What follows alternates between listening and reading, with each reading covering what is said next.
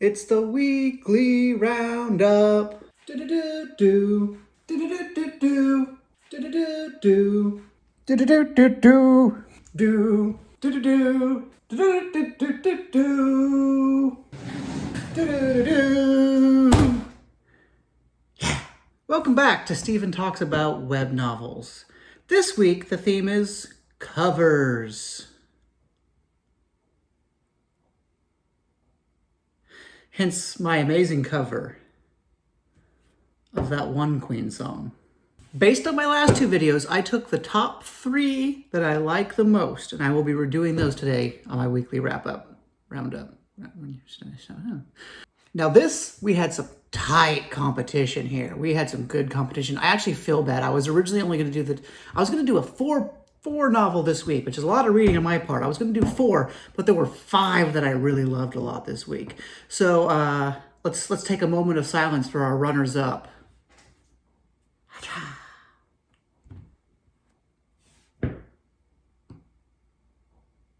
I really loved these covers as well. They lost by the tiniest of margins, and I will try to squeeze them in somewhere next time. That's what she said. So our first novel this week is a super robot story. It is a science fiction portal fantasy / isekai. And this is, if I may diverge for a moment. A lot of times the tags on web novels, the descriptions aren't always what it is. You might read something that says fantasy and it ends up being a mystery. You might read something that says action adventure. Could be a mystery. You might read a robot-styled science fiction isekai portal and it might be a mystery. And that's the beautiful thing about just picking web novels out at random, is that anytime you read a web novel, just by the virtue of the author being unclear and writing stupid nonsense, you then get to be Sherlock Holmes and you get to investigate the mystery of what do these words mean? What is happening in the story? Was it non sequitur? Our first story is a bit of a mystery.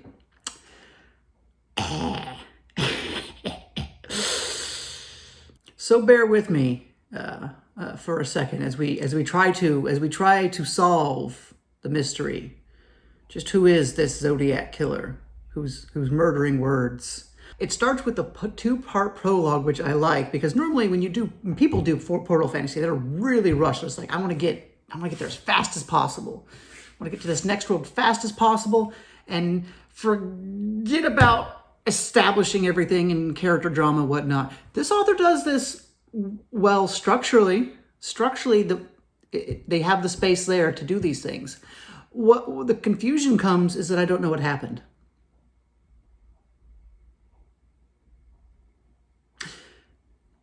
To attempt some sort of explanation here, we have our main character Lyle. Lyle is a virtual reality video game robot pilot, I think. And so we join him in a cafe playing on a tablet professionally in a match.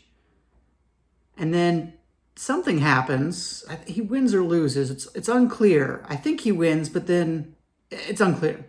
And then his manager, I think, comes in and fires him from the team. He forces his resignation. And then we get some backstory about the world. It appears that robots fight exist literally in that there are actually people punching each other with giant robots, Guillermo del Toro style.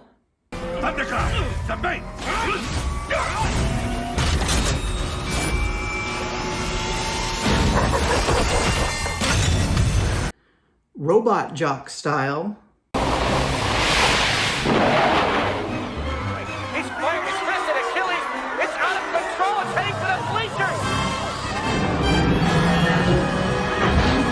You get it. But there's also virtual reality and computer game versions of this, which is already muddled. You're doing 2 completely separate things. And then I think he's a high school kid and he's a professional. He was a professional, but he's down on his luck. He just got fired from his team, which I actually like that. You want to start with your Portal Fantasy. You want to start with your character being down on his luck. He needs problems to overcome. Okay, so that's good.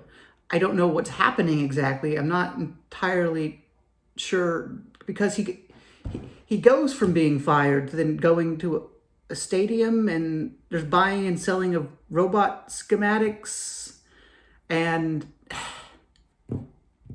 there's a lot of ideas here, but it's not super clear. I think what the author is trying to describe here is this idea that when your opponent knows what robot you're using, they get an advantage so they can build around it and whatnot. So everyone seems to just, there's a premium on designs. So this character, even though he's a professional fighter, he's also a robot designer, which once again, completely separate things going on here.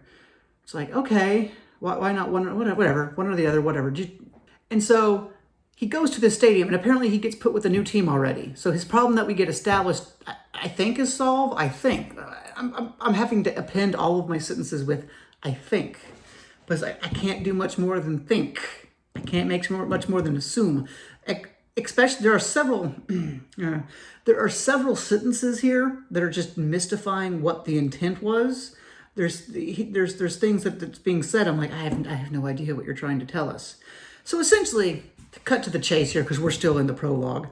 So anyway, Lyle, our hero from the story, goes home and plays a video game, I think, and effectively gets sucked into the video game, I think, and is forced to live another life in the video game world, which consequently, this video game is about robot pilots and seems to be the exact thing as the virtual reality thing they were playing, except it's not that virtual reality thing. It just happens to be a video game, maybe based on the sport, and there's a story.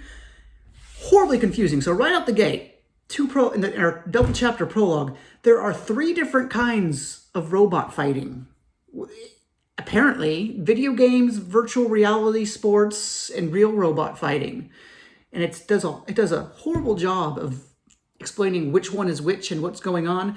And once again, me saying I think isn't like added on because I'm stuttering here. I'm saying I think because I am guessing this is the plot.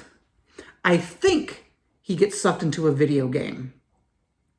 Having read further on, it's still not clear because eventually he meets someone from the, quote, other world who says, oh yes, we are in a video game, but also they keep calling it another world.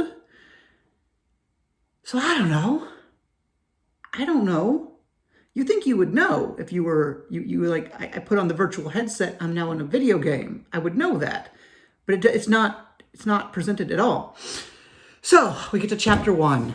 Our character Lyle is now a woman, a high school girl, which I really hope he was a high schooler before, but he's now a high school girl who goes to a robot academy in some other place. Okay, that's the premise. And here it actually evens out. What happens further is not nearly as confusing as what happened previously, okay? I genuinely understand what happens at the robot school. It's not entirely well written. There's still some confusing action scenes, especially with the action scenes. If you're gonna have someone who has struggle writing, it's gonna be in their action scenes, if nothing else. But still, there's a large amount of confusion here, just on a basic story level. So they get transferred to a body of a girl, high school girl, and then it jumps a year ahead. So really the story begins a year after they've been in this place, going to robot school. And we never get a sense of them having a problem with this, enjoying it, wanting to go home. It's very just much like, this is my life now. I am somewhere else, most likely. I have to assume it's a video game. I must assume that because it's the only thing that makes sense. But the main character has no seeming want to do anything. They're just apparently completely content to be living this life. And so that's horribly confusing right off the bat. Like there's a whole list of things that a person, a human being, we're talking about human beings here. There's things human beings do in these situations. First off, you say, oh no, where am I? Oh, I was doing this beforehand. I must be in the video game. First you establish that. Like, okay, here's where I am. Oh no, the problem is I need to get home. I don't want to be in a video game. This is bad. Then you establish some sort of problem they have to fix, right? And then you're a girl now, so you probably go look at yourself naked. And that's not, and I say that specifically because A, it's a thing everyone's gonna do if they change sexes. And B, we'll get into this in a second, but there's a weird layer of pervertedness in this, and it's not what you would expect. When I give you that setup and say there's some pervertedness in this, you're like, oh yes, I know exactly what that is. And to that I say, no, you don't know what it is. Because there's a scene early on where one of the first things he/she does is puts a towel over the mirror when they're taking a shower. The author seems to be embarrassed by the idea that there would be any sort of sexuality here or anything of that nature. Which, jumping ahead, because I just want to get through this point, which makes it really weird when later, from an outside perspective, he sexualizes the main character and describes her/him in extreme detail. And once again, I don't know whether to call her/him, because if I could look at my sheet right now, I even had transgender written down, question mark, and then I marked it out. There's a whole bunch of I write down points. I take notes as I do these. And then for this one, it's just half of it's black lines through. Transgender? No. Dead? No. Circumvents what you would expect to just have that weird male gaze thing going on later. It's like, what? There was an appropriate place where it wouldn't have been weird if you wanted to be a pervert. Which all people are. That's my assumption. My assumption is that all people are perverts. But that's not the point here. The point here is that we skip all these natural human steps. We're like, a human in this situation does A, a human in this situation does B, a human in this situation does C. And so we jump to a year later. So apparently for a year, they've just been going to school and learning robots and doing robot fights. And that's pretty much what the story is about. And it evens out. It's not nearly as bad or confusing as the first 3 chapters, the 2 prologues and the first chapter. Because once you can accept that these people aren't acting like humans and that you're just at a place that you can't understand and something's going on, what's going on you can understand. A lot of the prose is still confusing, but it's actually competent.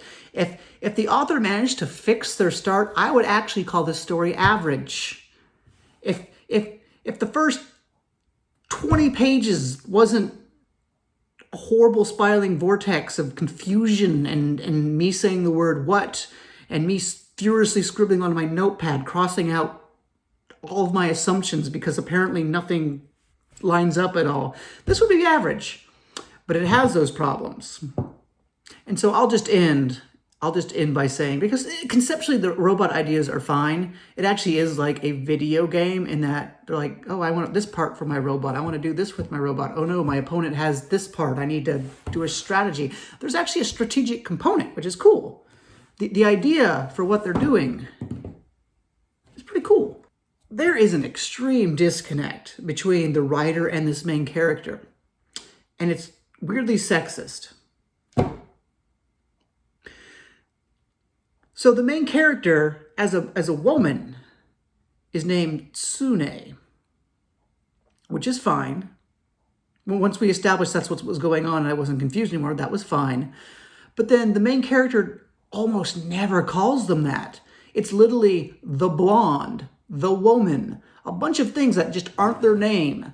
This person has written females at a distance, like they're afraid of them, which they didn't do with men. So they're not afraid of people. They're specifically afraid of females. And going back to the part where they don't act human and the perversion is weird, it's almost like the author's afraid of being in their character's head and asking oh, what would my character feel like right now? What would they be seeing or doing? It has to be abstracted, pull it a mile back and be like, oh yes, that woman over there. Here's how people see that woman. The blonde. Don't stop. It's not intentionally sexist. It's not misogynistic, but So anyway, I'm giving this one a 1.5 out of 5. It's I think a lot of it is almost up to that average point, but you have the biggest hurdle to get there. And even when you get there, it's not always presented correctly, which I would like to take this time to point out a few of the comments, which I haven't done before, but this has the best comments by the reader base, which it has a reader base, which is astounding in its own right. But this has the best comments that have ever been commented. And it will prove my point here. Are you ready? Fool leaves a comment on chapter 4 and says, the flow of combat is described really well. Sometimes I'm a little lost on who's doing what. And if that doesn't describe someone who reads this story, I don't know what does. Next story, Drinker of the U. This also presents us with a mystery. Sadly, that theme won't carry over to our third story. But Drinker of the U, my second favorite cover. This is a story within a story. This is someone sitting down and telling a group of people about their life. It's like a witch hunt almost, where the village is saying, ooh, you are a necromancer, you bad woman. So she sits the village down and gives them a verbal spanking. Not really, she confirms a lot. But basically that's what it is. It's an organic style of storytelling where it's not horribly connected. This doesn't feel like a large scale story. It feels like a bunch of little stops and starts, that's fine stylistically. That is a valid way of telling stories. It's a little weird to see it done this way. But the big takeaway and the real mystery, get on your hats here, that we have to solve. Why is it so well written? The writing, the prose is absolutely amazing. Why is someone writing web novels like this? This is really impressive. They get the diction of like verbal storytelling amazingly well. It's descriptive. It has really great world building, which, side note, they're the author. At first, I liked when you first put like italices on your world building terms, like when you first see them, but then you do that every time any fantasy word comes up, and it's really jarring. You prevent your world from feeling naturalistic when you're forcibly pointing out to the audience every time you're using something that's not from our world. It's like once we established it, like just treat it like it's part of the world. Minor complaint, something to consider. But so it's really well written. It's a bunch of stops and starts, organic storytelling. And that on its own is confusing. Reading it, I mean, when I say it's good, I mean it's really good. To the point where it's like, it feels like a professional author's side project. We're like, this doesn't fit into anything else, so I'm just gonna write it as a web novel and just put it out there. Which I think that also is the important point to take away from Drinker of the U, the story of this woman, necromancer, magician's story, is that it's a bit obtuse in terms of where it belongs. It's too well written for a web novel. It's not presented in like a genre that most people like with web novels. But at the same time, I don't think it would work as even a novella or a novel. It's very strange. It exists the only place it can exist, and I love it for that. So there's not too much to talk about because it is what it is, and it's very good at what it does. It's just I have those questions. So 5 out of 5. It's a very, very easy 5 out of 5. I don't think people will read it as much as it perhaps deserves, but at the same time, I couldn't even like begin judging it as professional work because it doesn't fit into any sort of category. It's a bizarre story conceptually and how it fits into just storytelling and why it is what it is, but it's good. Next up, Revelation, subheading unknown. And I say that because the author, for some reason, has used multiple subheadings. What's on his little superimposed later? So I'm guessing. What's on his title? Oh wow, it hurts. Title here is not always the same thing as what's on the web novel. This was my favorite. I love this. It looks amazing. And conceptually, what we have here is first off, no mystery. No mystery involved here. I have no questions that need answering. We have essentially a fancy zombie story. It is conceptually the zombie archetype with a lot of twists thrown in. It's the post-apocalypse, essentially, almost Mad Max in Saudi Arabia. And there's convoys, and everyone lives in like these military compound cities, essentially. And then sometimes they leave on their Humvees and their Jeeps, and then zombies, essentially what are zombies, pop out from the ground and eat them. It's pretty cool.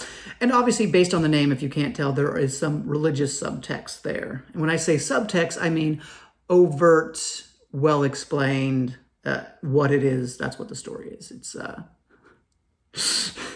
guess I should think about my words first before I use them. So anyway, Revelation. It's an amazing idea for a story. These sort of subversions of zombie narratives and zombie archetypes are great. And I'm not talking about something like The Walking Dead, which is just overtly a zombie story. Something like Attack on Titan, which is, it's hard to recognize it as a zombie story visually, but it's like that's what it is conceptually.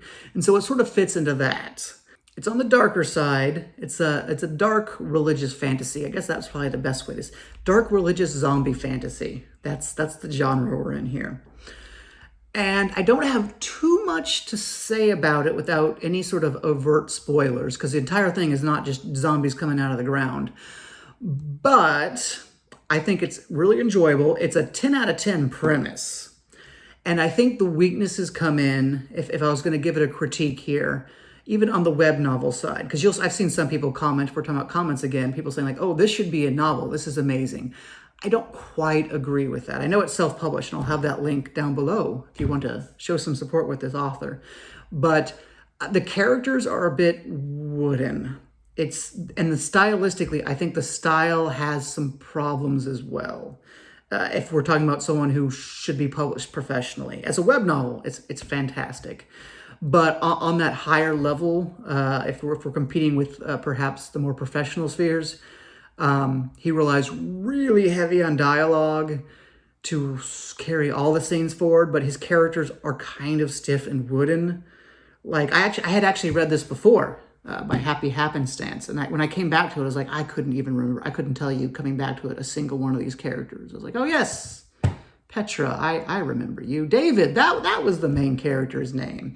So it relies on some of that, and even our action scenes.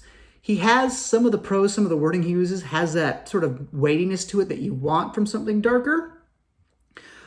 But it's also not presented in a particularly exciting way, I think, if we're looking at it on a professional level. So it falls into an almost weird category, I'd put it in, where it's the kind of story where if you weren't publishing it on web novels, you could query it to agents. And if you had an agent editor or an agent with editing in-house, it's something that someone might take. I think it would be an outside shot, but if it's something that an editor agent person really loved, they might be willing to put in the work to clean it up and make it shiny enough to be a professional work. But once again, this person already has it being self-published on Amazon, so that's not happening. It's almost a shame, because it's something, a lot of the parts that you have here, I really want to love this. I want to buy this, but then sometimes I don't. So anyway, this also gets a 5 out of 5. Really, not even a question. Drinker of the U and Revelation are 5 out of 5 web novels. Go read them. Do it now. I was hoping, by basing it off the best covers, that this would be the best week ever in terms of quality. And we have actually, I think it was the first week with 2 5 out of 5s. Granted, I haven't been doing this long. I haven't been doing this that long, so it's not a huge statement. But I think that this was the best week. We got what we were promised mostly, and I feel really bad that potentially one of the other 2 novels that got left out, which looked amazing, didn't have that 3rd spot for just a perfect week all around. But maybe next time to figure out. Maybe I'll do worse covers next time. That'll be fun. Go back. Here's the covers I hated. That's a good idea. That's like don't judge a book by a cover. Maybe they're good. We had one here that had an amazing cover I loved, the old sci-fi cover, and it was Not good. Thanks for tuning in. If you've read these, let me know what you think.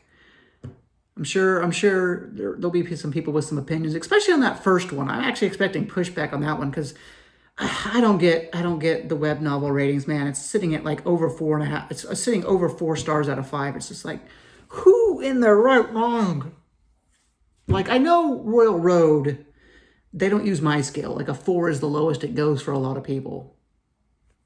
But crap, man.